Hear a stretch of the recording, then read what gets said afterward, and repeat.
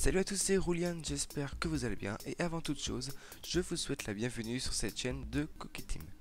Cette chaîne vous proposera des vidéos de tout genre par moi et les potos qui sont aussi des utilisateurs de la chaîne. Ça peut être bien du gaming, des anecdotes, des top 10, des sketchs écrits, etc. Mon projet particulier sur cette chaîne est de parler des prochains jeux vidéo qui peuvent varier en deux genres, l'analyse de trailer et l'actu, là où je parlerai des infos insolites. Et donc aujourd'hui on s'attaque à un jeu qui a fait beaucoup de bruit, c'est Call of Duty Infinite Warfare. Avant de s'attaquer au débat, je vous présente rapidement le jeu. Donc Call of Duty Infinite Warfare est un jeu de type FPS et de tir à la troisième personne, édité par Activision et développé par Infinity Ward. Il sera bien évidemment le 13e opus principal de la série Call of Duty. Il sera disponible sur ordinateur ainsi que PlayStation 4 et Xbox One le 4 novembre 2016. Aujourd'hui spécialement, je ne vais pas analyser le trailer du fait que ça a été totalement inapprécié par une grande majorité du public, comme l'indique le nombre de dislikes ici présents. Donc voilà. Je vais juste vous donner des infos données par Activision à propos du jeu. Ce jeu remontera aux racines de la série Call of et marquera le retour de l'un des jeux les plus critiqués positivement. Il s'agit de Call of Duty 4 Modern Warfare. Cette vidéo sera basée essentiellement sur ce jeu remasterisé, histoire que vous en sachiez un peu plus là-dessus. Ce jeu, comme je vous l'ai dit, est une version remasterisée.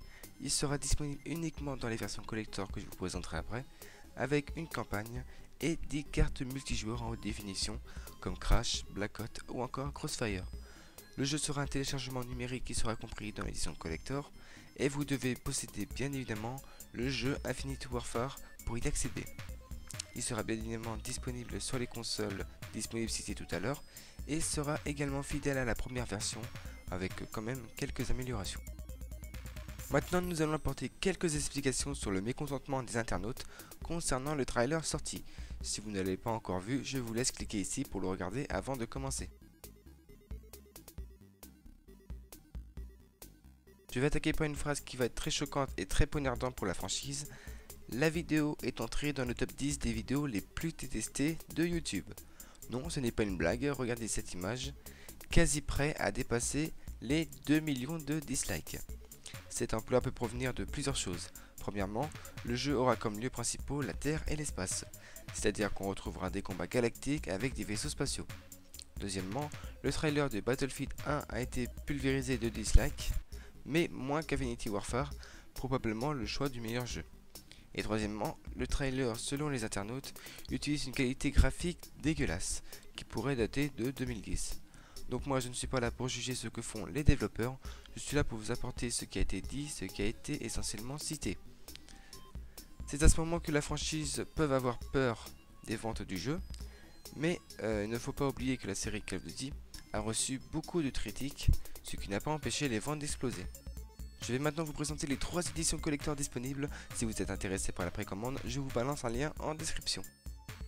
On commence avec l'édition Legacy et l'édition Legacy Digital qui comprend les deux jeux, c'est-à-dire Infinite Warfare et Modern Warfare remasterisé au prix de 90 €. On enchaîne avec l'édition Deluxe numérique qui comprend le jeu Infinite Warfare et Modern Warfare remasterisé ainsi que le Season Pass au prix de 110 €.